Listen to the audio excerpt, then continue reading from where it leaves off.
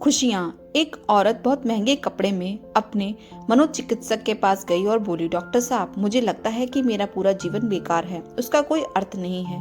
क्या आप मेरी खुशियाँ ढूंढने में मदद करेंगे?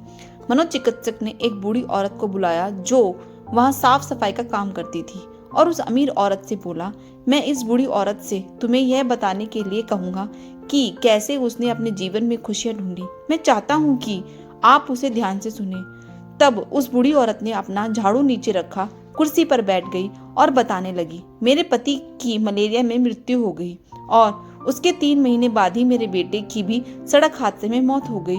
मेरे पास कोई नहीं था, मेरे जीवन में कुछ नहीं बचा था। मैं सो नहीं पाती थी, खा नहीं पाती थी, मैंने मुस्कुराना बंद कर दिया था। मैं स्वयं के जीवन को समाप्त करने की तरकीबें सोचने लगी थी। तब एक दिन एक छोटा बिल्ली का बच्चा मेरे पास लग गया।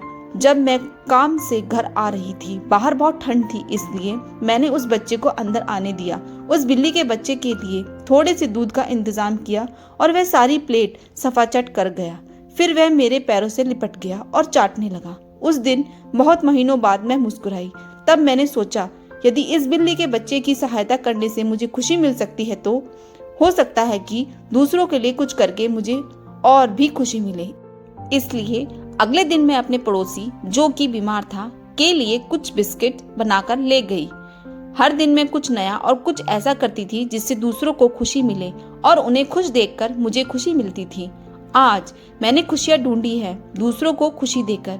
यह सुनकर वह अमीर औरत रोने लगी। उसके पास वह सब था जो वह पैसे से खरीद सकती थी, लेकिन उसने वह चीज खो दी थी जो पैसे से नहीं खरीदी जा सकती थी। आपको ये कहानी कैसी लगी जरूर बताएं। Thanks for watching. Please subscribe my channel.